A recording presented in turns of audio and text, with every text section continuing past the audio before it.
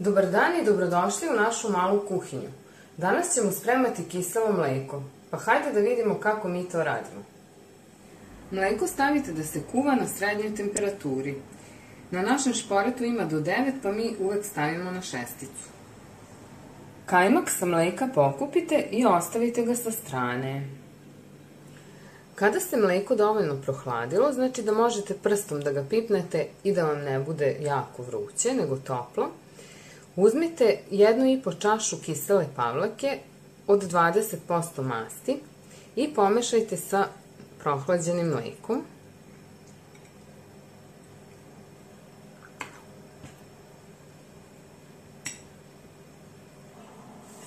Pa zatim sve to zajedno dodajte u šerpu i lagano promešajte.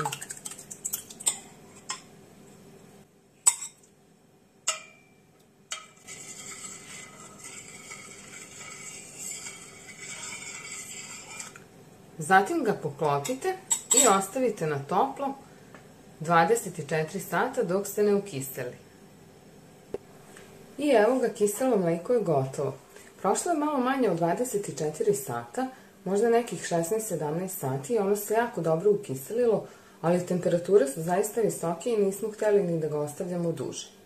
Sada ćemo ga prebaciti u tegle koje smo prethodno oprali i stavili kratko u rernu kako bi bile 100% čiste i sterilne i onda ćemo ga ostaviti u frižideru, a vidjet ćete i kako izgleda. E pa hajde, pre nego što ga prebacimo u tegle, da ga sipamo u malu činicu da vidite koja je to gustina. Mada ne znam koliko će se to ovako videti. Ono se još više stegne kada odstoji kratko u frižideru. Evo vidite, prebacila sam. Evo pogledajte.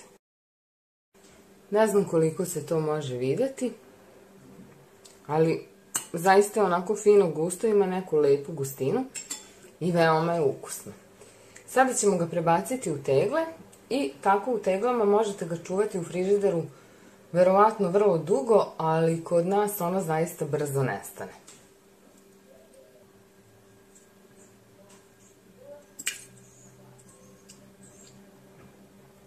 Evo, možda se i ovdje prilikom prebacivanja vidi koja je gustina. Mada kažem, to se mnogo stegne onako kad već posle 3-4 sata u frižideru bude još gušći. To bi bilo sve za današnji video, nadamo se da vam se dopao. Ukoliko vam se dopao, obavezno ga lajkujte. Pišite nam u komentarima, javite nam se na Instagramu i Facebooku, pa do sledećeg videa, prijatno! Ćao!